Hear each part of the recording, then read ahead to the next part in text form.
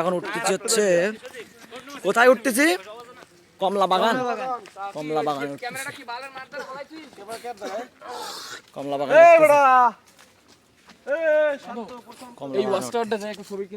Watch tower আছে না বেলা রাইতে আছে কমলা বাগান। এই যে কিছুক্ষণ আগে আমাদের সাথে কিছু উপজাতিদের দেখা হয়েছে। স্ল্যাং ট্যাং ইউজ করতেছি না তো আপাতত। আমি তো যা করতে আছি এগুলো তো আমার ফ্যামিলি দেখবে।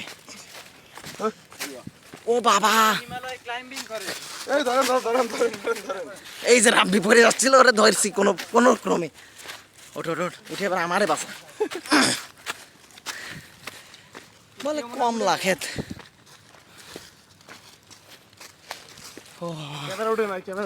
পৃথিবীতে কত কিছু দেখার রয়েছে আর আমরা হুদাই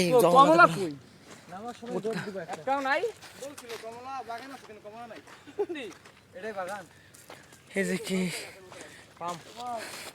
এগুলা ফার্ম গাছ নাকি? এগুলা খাওয়ার কমলা না? আচ্ছা কমলা গাছ আসলে কমলা যেই কমলা খায় ওই লেবু। আরে বাগান দুপুরে টিলার উপরে মনে পাহাড়ে উঠতে দেখ কি কষ্ট দাদু। আরে বাবা এইটুকু উঁচু পাহাড়ে উঠতে গিয়ে ঠ্যাং ঠং কেলিয়ে শেষ। ও বাবা এই যে রোহিঙ্গা সব উঠতেছে কেমনে, এই যে কেমনে উঠে তারা, খুবই কষ্ট। এখানে একটা ওয়াচ টাওয়ার আছে। ও বাবা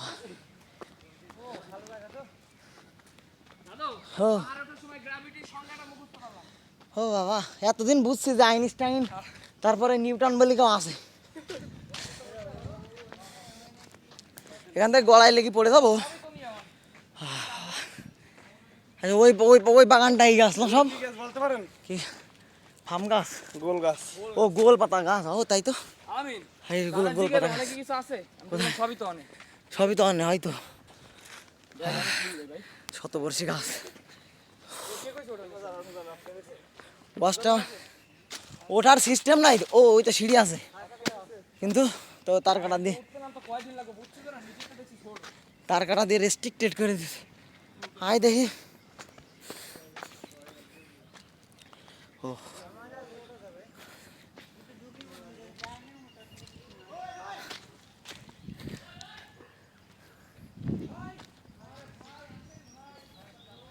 এখানে কিছু পাহাড়িদের বাসা। ওই পাহাড়ি উপজাতিদের আমরা বিভিন্ন সময় শুনে থাকি পাহাড় ধসে মানুষ মরে।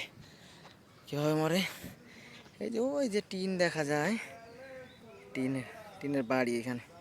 এখন ওই এখান থেকে যখন ওই নিচে ঘর বাড়ি, যখন পাহাড় ধস হবে স্বাভাবিকভাবে তারা মাটির নিচে চাপা পড়বে।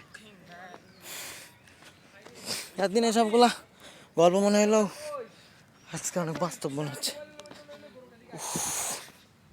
প্রচণ্ড ব্যাগের পানীয়তা শেষ। সজীব আয় আয় আয় আয়।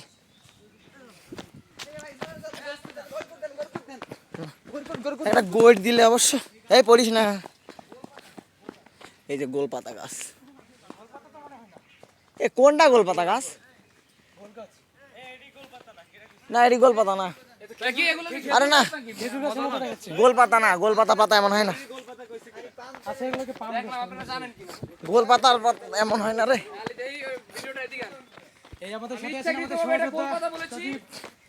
এই যে তারা নামতেছে, আমিও নামতেছি। কুল কুল কুল।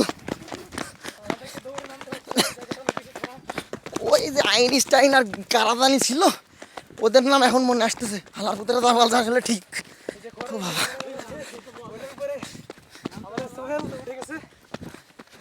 এই যে খড়, আমরা কোথায় যাচ্ছি আমরা নিজেরাও জানি না। খড় বাগান ওই পাহাড় দিয়ে উঠতে হবে। হ্যাঁ ওইটাই মনে হয় কমলা বাগান। হ্যাঁ কি কয় পাহাড় পাইছে উঠবো না?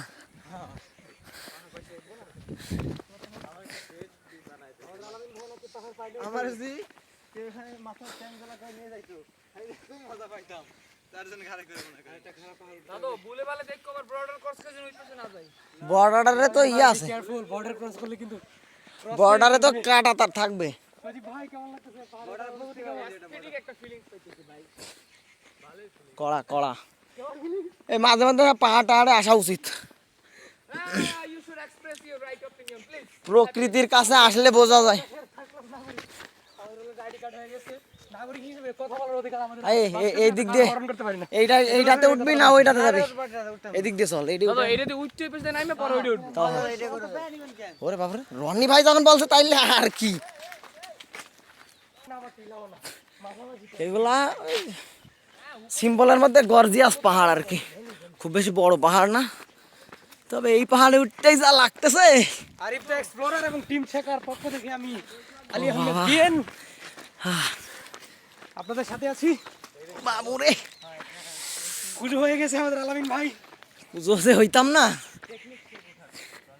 রনি ভাইয়ের কাছ থেকে আমরা টেকনিক শিখেছি যে how to climb the hill. ও কড়া তো, দাঁড়ান আমি একটু আপনার ভিডিও নেই। এই যে এই টেকনিকটা ইউজ করলে আপনাদের পাহাড়ে চড়ার কষ্টটা হয়তো একটু কম হবে। এই যে পোলাপান আসতেছে সব। উফ, কি রে, এনে আগুন লাগছে না? I'm so much tired. আমার সহযোদ্ধারা পিছনে আছেন, আমার সামনেও আছেন। আমি এই মুহূর্তে জুতা খুলে হাতে নিতে বাধ্য হচ্ছি। আমাদের আলামিন ভাই জুতা খুলে হাতে নিতে বাধ্য হয়েছি। উফ, রনি ভাই শতবর্ষী একটা গাছ দেখে প্রকৃতিপ্রেমী মানুষ। আরো মজবুত কেক শুনতে হবে। হ্যাঁ দাদা, সজীব ভাই কি যেন বলতেছেন? জুতায় লাগতেছে দাদা। ও বাটা, উফ, রনি ভাই আগান আগান। I need to take rest.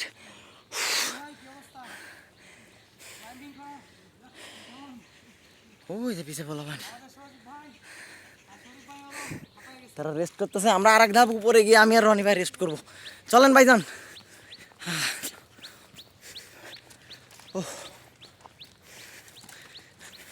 আরেকটু ভাই এই যে লোক এই যে আমরা প্রায় জয় করে ফেলছি।